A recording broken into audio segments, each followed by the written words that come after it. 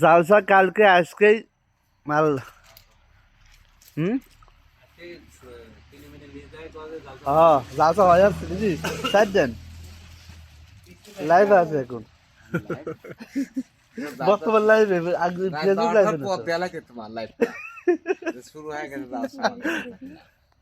না, লাইভ দিই না, তেমনি ভিডিও করতেছে। আমাদের মাদ্রাসা লালসা